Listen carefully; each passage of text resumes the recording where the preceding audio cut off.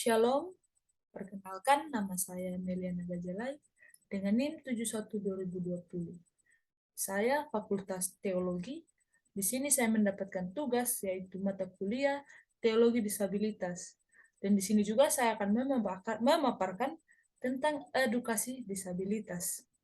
WHO tahun 2011 menyampaikan fakta, data, dan statistik yang berkaitan dengan disabilitas. Lebih dari 1 miliar atau sekitar 15% dari populasi dunia memiliki beberapa bentuk disabilitas.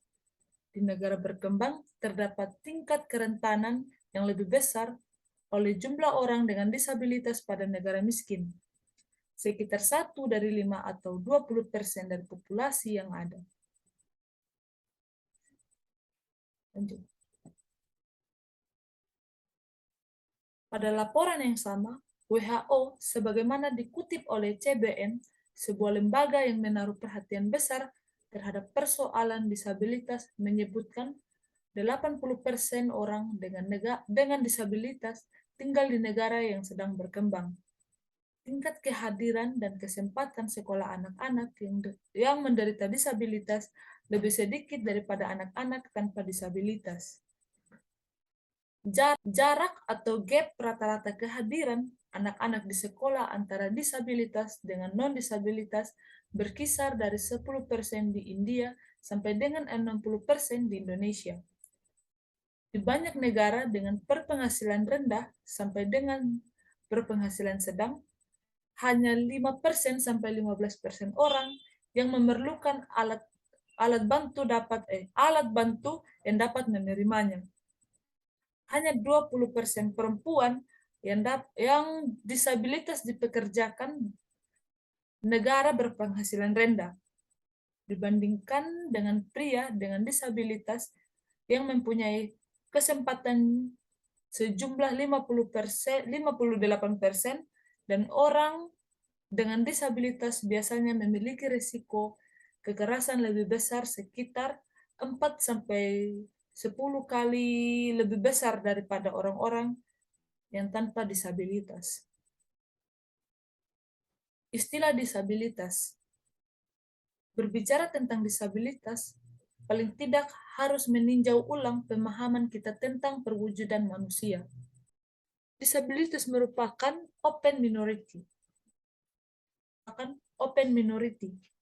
Siapapun manusia, seiring dengan bertambahnya usia, dapat menjadi bagiannya.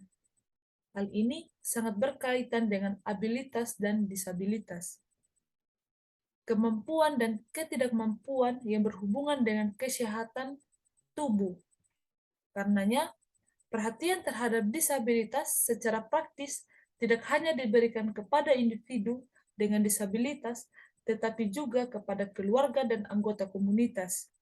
Tentunya, masyarakat sekitar yang mempunyai pengaruh besar terhadap lahirnya disabilitas. Bagi WHO, disabilitas adalah sebuah konsep yang dihasilkan oleh dialektika atau interaksi kelemahan dan lingkungan sekitar tempat tinggal individu dengan kelemahan tersebut. Ketika lingkungan sekitar benar-benar terbuka, baik secara konseptual maupun tindakan-tindakan praktis, dan ditopang oleh adanya dukungan akses yang komprehensif. Disabilitas ini sendiri didefinisikan sebagai kesulitan atau kesukaran dalam kehidupan pribadi, keluarga, masyarakat, baik di bidang ekonomi, sosial, maupun psikologis yang dialami oleh seorang yang disebabkan oleh ketidaknormalan psikis, psikologi, maupun tubuh dan ketidakmampuannya dalam mengatasi berbagai masalah yang dihadapi. Sebelum lebih jauh berbicara tentang disabilitas, adalah penting untuk memahami penggunaan secara konseptual terminologi yang merujuk pada pengertian disabilitas. Studi disabilitas seringkali dihubungkan dengan istilah-istilah seperti impairment, disability, dan handicap. Cara mudah untuk memahami impairment dan disabilitas adalah dengan melihat apa yang menjadi akar penyebab keduanya. Impairment lebih disebabkan oleh kecelakaan, peperangan, bencana alam, bawaan sejak lahir, kelalaian medis, ataupun yang lain. Sedangkan disability akar penyebabnya dihubungkan dengan kemiskinan, kurangnya akses lingkungan, pendidikan yang buruk, peluang kesehatan, dan praktik diskriminasi yang lainnya. Singkat kata, impairment adalah kondisi kelemahan atau gangguan yang sangat sulit diubahkan. Kalau kemungkinan membutuhkan waktu yang panjang, seumur hidup dan memerlukan dukungan rehabilitas dan habilitas, yaitu optimalisasi fungsi tubuh yang ada untuk menggantikan fungsi tubuh yang tidak ada melalui bantuan medik, sosial, psikologik, dan keterampilan agar dapat mencapai kemampuan fungsionalnya.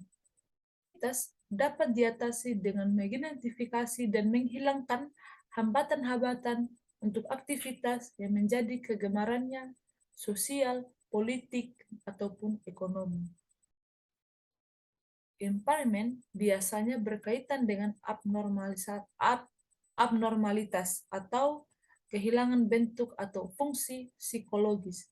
Misalnya, kerusakan saraf atau mata yang diklasifikasi sebagai impairment. Disability menggambarkan konsekuensi dari impairment yang memungkinkan karena ketidakmampuan untuk melakukan beberapa tugas atau aktivitas. Misal, bagi orang buta, disability merupakan ketidakmampuan melihat. Disabilitas pada dasarnya mengacu pada ketidakmampuan individu. Dari hasil dari pemikiran tentang ketidakmampuan untuk melakukan suatu tindakan yang dilakukan individu karena kerusakan pada sensorik, fisik, kognitif, dan fungsi area lainnya. Sedang handicap secara harafiah berarti menghalangi, atau merintangi, atau menempatkan pada posisi yang tidak menguntungkan sebagai akibat dari impairment atau disability. Dengan kata lain, impairment ini dapat mengakibatkan disabilitas atau ketika individu menjadi tidak dapat menunjukkan aktivitas secara normal seperti individu lainnya. Disabilitas berbeda dengan handicap, tetapi disabilitas dapat menjadi handicap tergantung pada keadaan spesifik.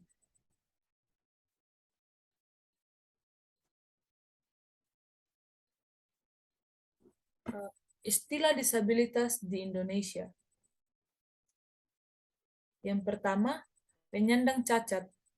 Menurut Kamus Umum Bahasa Indonesia, kata cacat dapat diartikan sebagai yang pertama, kekurangan yang menyebabkan mutunya kurang baik atau sempurna. Yang kedua, lecet atau kerusakan. Yang ketiga, celah aib. Yang keempat, tidak sempurna. Sedangkan kecacatan artinya perihal cacat, keburukan, kekurangan, menyandang, dan dimaknai sebagai menderita cacat. Yang kedua, ada penyandang disabilitas. Penggunaan terminologi penyandang disabilitas berawal dari semiloka yang dilakukan di Balai Besar Rehabilitas Binadaksa yang dimotori oleh Komnas HAM dan Departemen Sosial RI. Semiloka tersebut dimaksud untuk menemukan terjemahan yang tepat pada frasa person with disabilitas yang digunakan dalam International Convention on the Rights of Persons with Disabilities atau bisa disingkat dengan CRPD. Perlu diketahui bahwa pada tanggal 13 Desember 2006, Majelis Umum Perserikatan Bangsa-Bangsa telah mengeluarkan resolusi nomor A-61-106 mengenai Convention on the Rights of Persons with Disability Konvensi tentang hak-hak penyandang disabilitas. Revolusi tersebut memuat hak-hak penyandang disabilitas dan menyatakan akan diambil langkah-langkah untuk menjamin pelaksanaan konvensi ini. Selanjutnya, konvensi tersebut yang mendorong Komnas HAM dan lembaga terkait untuk merumuskan kata tepat untuk merujuk kepada istilah penyandang cacat, tidak berkonotasi negatif, tetapi bermakna positif dan suportif. Yang ketiga ada difabel. Istilah difabel muncul di Indonesia diperkirakan mulai digunakan pada tahun 90-an dan selanjutnya secara formal diperkenalkan dalam konferensi ketunetaraan Asia yang diselenggarakan bersama oleh International Federation of the Blind dan Welfare of the Blind di Singapura pada tahun 1981.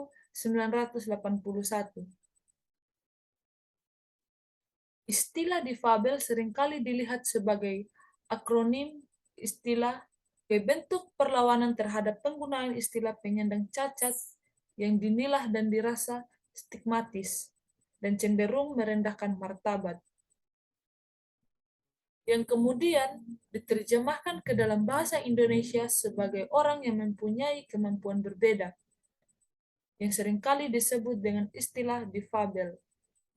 Dalam terminologi Zola 1988, istilah difabel digunakan untuk dapat keluar dari hegemoni atau normalitas dengan nilai-nilai dan prasangka yang dilabelkan. Difabel adalah perspektif baru dari disabilitas yang ingin keluar dari jeruji normalitas dan menganggap dirinya memiliki kemampuan yang berbeda dengan orang-orang normal. Secara internasional, istilah difabel tidak lagi digunakan dengan alasan bahwa faktual setiap orang memiliki kemampuan yang berbeda, sehingga istilah difabel tidak dikhususkan bagi pribadi-pribadi dengan disabilitas. Sehubungan dengan banyaknya istilah yang digunakan, Kristiani menegaskan bahwa ini istilah yang dipakai secara luas adalah persons with disabilities atau people with disabilities. Yang terakhir, disabilitas dalam perspektif kenormalan. Ideologi kenormalan menyatakan bahwa seorang disebut normal adalah bila orang mempunyai organ tubuh lengkap dan berfungsi dengan baik, sebagaimana mestinya sebagai layaknya seorang manusia. Kaki dapat untuk berjalan, berlari, tangan untuk memegang atau menulis, mata untuk melihat, mulut untuk berbicara, telinga untuk mendengar, dan lain sebagainya. Ideologi kenormalan menganut paham bahwa kesempurnaan organ tubuh dan fungsi-fungsinya berjalan dengan baik akan menjadi indikator penting dalam kategori seseorang itu. Akibat dari pemahaman yang demikian menyebabkan perlakuan tindakan yang berbeda terhadap baik orang normal maupun tidak normal atau cacat. Padahal, penyandang disabilitas semestinya dinilai dari aspek lain seperti kemampuan dan kecerdasan yang belum tentu dimiliki oleh orang normal. Demikianlah materi yang telah saya sampaikan. Atas waktu dan kesempatan, saya mengucapkan terima kasih.